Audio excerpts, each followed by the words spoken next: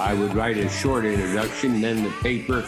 Then there would be a short section on progress since then, since the paper is published. That was often fairly brief.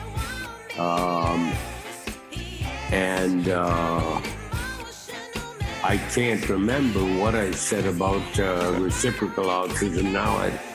I would have to go get the book to check it out.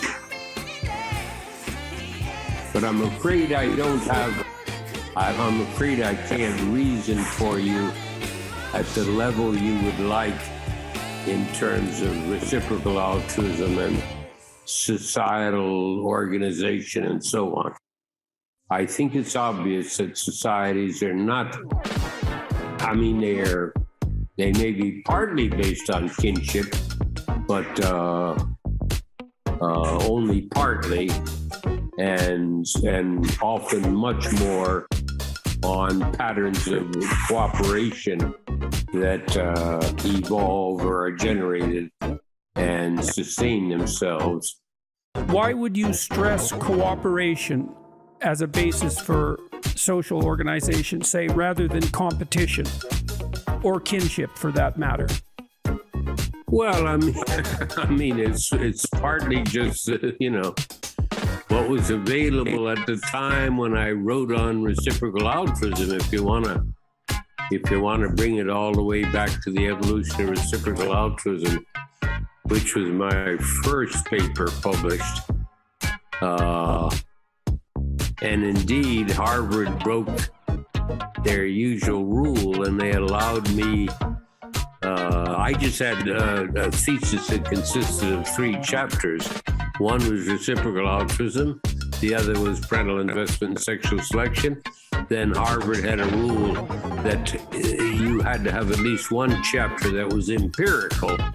And that meant lab work, which I had no intention whatsoever of doing. I knew nothing about labs and I had no ability there, or field work.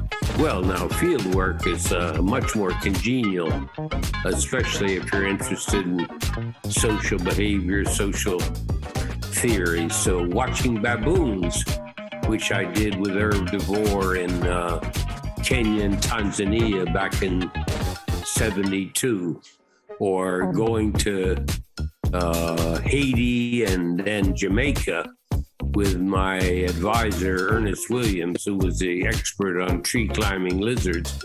So in fact, I did my 3rd chapter on the green lizard, the largest of the anolis tree climbing lizards. There are 7 species. Well, there's really 8 in Jamaica.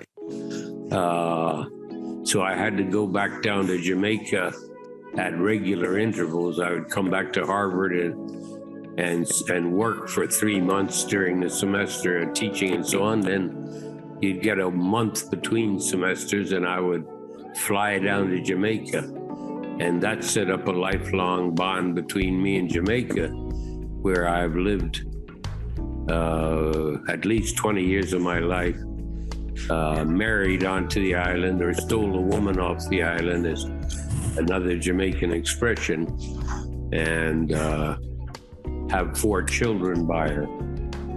Dr. Trivers, how did you get interested in deception? And how did you get interested in deception and then in self-deception and the relationship between the two? Let me step back 1 second, sir. You asked about competition versus cooperation. Yes. Competition even applies between different cooperative enterprises. They cooperate within their entity, but they compete with other similarly structured entities so as to maximize their reproductive success. Now, competition was well known. It was the basis of life. We're out there competing all the time. Cooperation was a subtler problem, which you had to figure out what the competitive natural selection advantage was. So now you just asked about deceit and self-deception, but sir, I'm afraid, blame it on 78 years of mentation, if you will.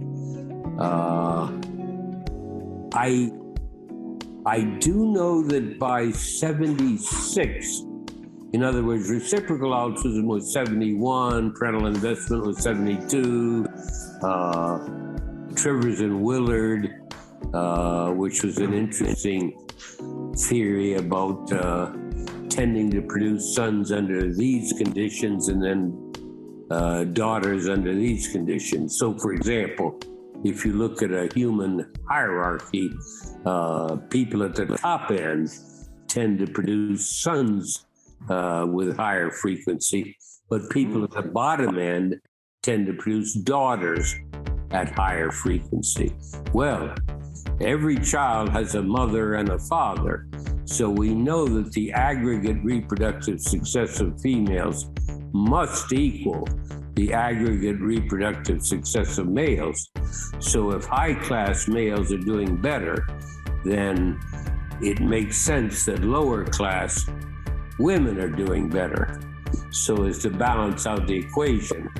And so they get some advantage of these men, i.e. they mate with them.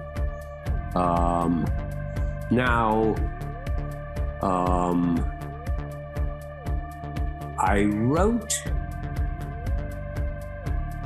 wrote the foreword or something like that for some book in 1975 or 76, and I'm afraid it slipped my brain.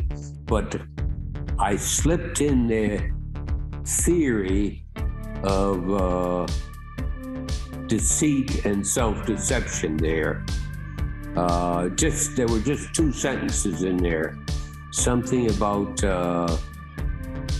deception's obviously favored, but the best way to hide it from others is, first of all, to hide it from yourself.